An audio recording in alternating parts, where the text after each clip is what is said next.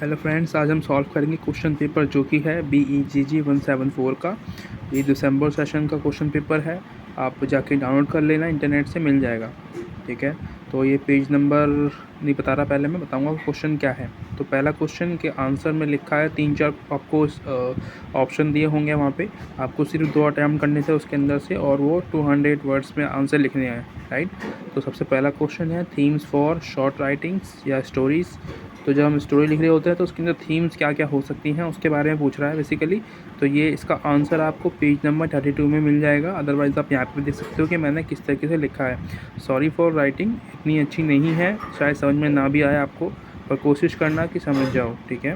But मैं यहाँ पे आपको एक ओवरव्यू दे रहा हूँ कि आप आंसर्स कैसे लिख सकते हो। तो सबसे पहले इंट्रोडक्शन तो मैं लिखता ही हूँ हमेशा, आप मर्ज़ी है आप लिखो मत लिखो। उसके बाद थीम्स जो होती है उसके बारे में बता रखा है मैंने, नीचे देख रहे हो आप। पहला जो पॉइंट है लव और फ्रेंडशिप, तो ये थीम होती है, ठीक है। यानी कि आइडिया, थीम मतलब होता है आइडिया किसी भी स्टोरी को लिखने से पहले, राइट।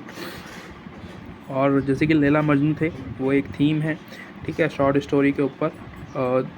डैट एंड लूज़, तो ये तो आपको पता ही है, यानी कि जैसे कोई मर जाता है या जिसको हम खो देते हैं उसके ऊपर स्टोरी बनाना। फिल्मों में ऐसा होता है, तो स्टोरीज़ में ऐसा होता है। नॉवेल्स अगर पढ़ते होंगे आप तो आपको पता होगा।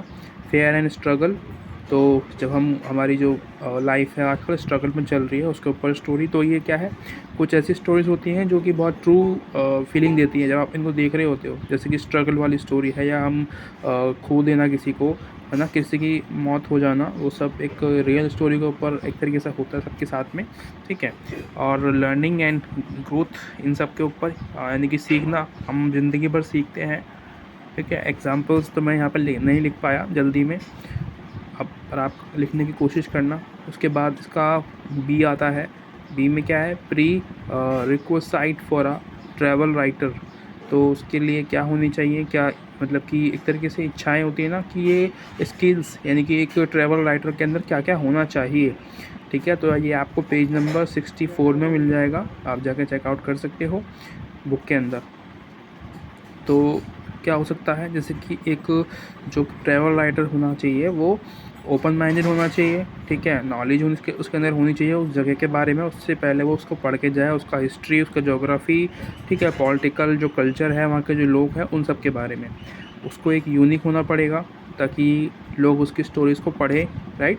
उसके अलावा उसके वो यूज़ कर सकता है कुछ फ़ोटोज़, हाई क्वालिटी फ़ोटोज़, ठीक है, स्टोरी के अंदर, क्योंकि हम लिखने की बात कर रहे हैं यहाँ पे, लिखना है, राइट। और पोइट्री है तो स्टोरी है तो पढ़ते हैं लोग, तो उसमें फ़ोटोज़ होती ज़्यादा अच्छा लगता है देखने में। तो उस जगह की फ़ोटो खींचेगा तो और ज़्यादा अच्छा लगेगा, समझने में ईजी होगा, ठीक है। सोशल मीडिया का यूज़ कर सकते हैं। तो सोशल मीडिया का यूज़ हम पोर्टफोलियो वगैरह बनाने के लिए यूज़ कर सकते हैं, ठीक है। बताने के लिए अपना जो आपका जो जहाँ पे आप जाने वाले हो आप बता सकते हो, ठीक है।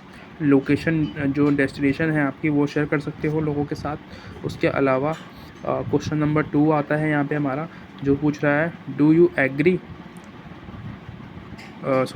Do dialogue helps to ensure readability, ठीक है। तो रीजंस भी पूछ रहा है कि जो डायलॉग्स होते हैं वो रीडेबिलिटी को इंश्योर करते हैं या नहीं करते, ठीक है। तो ये पूछ रहा है बेसिकली। तो ये आपको ये वाला क्वेश्चन का आंसर उन्होंने नहीं लिखा है, इसका आंसर आपको पेज नंबर 49 में मिल जाएगा, आप जाके चेकआउट कर लेना। अगला क्वेश्चन हमारा आता है क्वेश्चन नंबर 3। ये देखो, ये वाला क्वेश्चन था ना, ये ऐसे क्वेश्चंस होते हैं जो कि बहुत कम आते हैं क्वेश्चंस में, ठीक है, एग्ज़ाम्स में। तो ये थोड़ा ज़्यादा टफ था, या फिर ऐसे समझो कि इसमें कुछ था नहीं लिखने के लिए जब मैं लिखता, तो इसलिए मैंने नहीं लिखा। तो ये आपको पेज नंबर 49 में मिल जाएगा, आप चेकआउट कर लेना। उसके अलावा क्वेश्चन नंबर 3 आता है, जो कि एक अच्छा क्वेश्चन है मेरी नज़रिए से, शायद इस बार भी आए। Right a detail notes on experimental stories and what innovation have taken place in the journal. तो ये बेसिकली पूछ रहा है notes on the experimental stories के ऊपर बात कर रहे हैं यहाँ पे। जब हम उनमें इनोवेशंस करते हैं, है ना, स्टोरीज जो होती है, जैसे कि कोई स्टोरी पुरानी हो गई है उसमें इनोवेशंस करके दोबारा लेके आना, ठीक है। बहुत सारी मूवीज़ हैं यार, आप धमाल देख लो, धमाल बार बार आती रहती है, धमाल। और ये अपना और भी मूवीज़ हैं, मेरे को नाम याद नहीं आ रहे हैं अभी। तो ये कुछ हैं जैसे कि स्टोरीज़ होती हैं इनकी, तो ये चेंज करके दोबारा लेके आते हैं ना, इनोवेशंस करते हैं, कुछ एक्सपेरिमेंट करते हैं उनके अंदर, तो ये सारी। उसके अलावा एक्सपेरिमेंट में बता रखा है नीचे एंटी हीरोज़ क्या होते हैं, है ना, यानी कि किसी स्टोरी के अंदर हीरोज़ को चेंज कर देना, ठीक है। पुराना जो हीरो होता है वो क्या होता है, वो डिसेंट होता है, हैंडसम होता है, उसमें अच्छा हार्ट होता है ना, लोगों की मदद करता है। पर आजकल के हीरो थोड़े अलग होते हैं, सोसाइटी के अकॉर्डिंग जो हीरो होते हैं वो चेंज हो जाते हैं, है ना, 20वीं सेंचुरी के अकॉर्डिंग। अभी तो 21 चल रही है, 23 या 22 चल रही है, मेरे को इतना पता नहीं है, सॉरी, ठीक है। मैंने एग्जांपल्स भी दिए हुए हैं। एंटी प्लॉट, तो एंटी प्लॉट, उसके अलावा ओपन एंडेड जो नरेटिव्स होते हैं, जिसमें कि जो राइटर होता है वो आपके ऊपर छोड़ता है कि आपको उसका डीएन कैसे करना है, ठीक है। इसमें वो जो राइटर होता है वो उसकी खुद की स्टोरी होती है, वो उसके अंदर खुद अपना एक कैरेक्टर होता है जो उसके अंदर रोल प्ले कर रहा होता है, उसको लिख रहा होता है, ठीक है, वो खुद ही बता रहा होता है अपनी स्टोरी। इनोवेशन इन स्टाइल, तो ये सब आप देख सकते कर लेना, मैंने पेज नंबर बता दिया है आपको, पेज नंबर बता दिया ना मैंने, ये आपको 76 में मिल जाएगा। इसके अलावा क्वेश्चन नंबर 4 आता है जो पूछ रहा है कि writing for broadcast is actually writing for the air, यानी कि कानों के लिए है। तो इसने पूछा एग्री हो या नहीं हो, तो मैंने बोला कि हाँ मैं एग्री हूँ, क्योंकि ये एक्चुअली में साउंड्स क्रिएट करता है, हम इसको पढ़ नहीं सकते, इसके अंदर विजुअल्स नहीं होते, ठीक है, इसलिए मैंने इसको येस किया है, आप भी येस करना, इसका आंसर येस में ही आएगा। उसके अलावा मैंने रीजंस बताए हैं कि क्यों ऐसा है। तो लैक ऑफ विजुअल्स, इसमें विजुअल्स नहीं है, डिस्क्राइबिंग एवरी एक्शन करना पड़ता है इसलिए क्योंकि हम कुछ देख नहीं सकते, ठीक है ना, ये पढ़ नहीं सकते इसलिए इसको सुन सकते हैं। राइटिंग फॉर रेडियो, करने का जो तरीका है वो इजी लैंग्वेज वगैरह होनी चाहिए, जो मैंने नीचे भी लिख रखी है, ये भी इसकी एक परफेक्ट पॉइंट है। तो ये आपको पेज नंबर 16 में मिल जाएगा, ठीक है, 16, ये इसके आंसर हो गए हैं।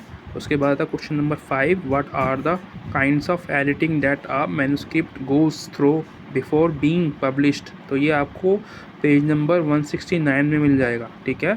तो ये एडिटिंग के बारे में पूछ रहा है कि पब्लिशिंग से पहले कोई स्क्रिप्ट जो होती है वो एडिटिंग होती है, तो वो उसके अंदर क्या क्या तरीके की एडिटिंग होती है। तो पहली रिवीजन होता है, ठीक है, यानी कि जो राइटर होता है वो खुद ही रिवीजन करता है, ऑथर जो होता है उसकी रिस्पॉन्सिबिलिटी होती है कुछ, जो मैंने बता रखे हैं नीचे।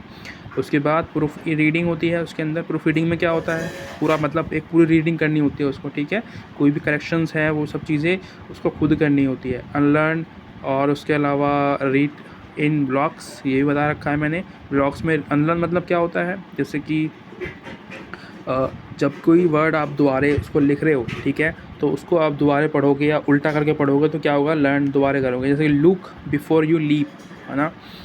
तो इसका जो सही आंसर है, जो सही तरीका है वो क्या होगा, लुक बिफोर यू लीन, ठीक है। तो ये लीप नहीं होगा, ये लीन होगा, ये इसके अंदर गलती थी इसके अंदर, इसलिए लर्न अनलर्न कहते हैं इसको।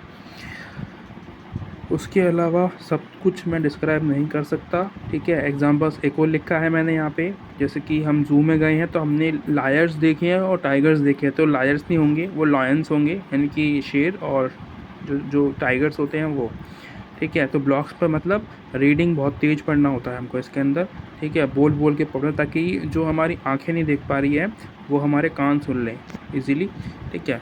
उसके बाद बैक फॉरवर्ड, जैसे कि हम उल्टी गिनती करते हैं ना, उसी तरीके से बैक फॉरवर्ड होता है, उल्टा पढ़ना, इससे बहुत ज़्यादा हेल्प होती है राइटर्स को चीज़ों को अच्छा करने में, जो करेक्ट है वो चीज़ें, जो इनकरेक्ट है, जो रॉन्ग है उसको ठीक करने में, ठीक है। अच्छी लगी हुई वीडियो सब्सक्राइब कर देना, लाइक कर देना। अभी के लिए बाय बाय, मिलते हैं अगली वीडियो में और क्वेश्चन के साथ, जो इसमें कुछ रह गए हैं वो भी करेंगे। बाय।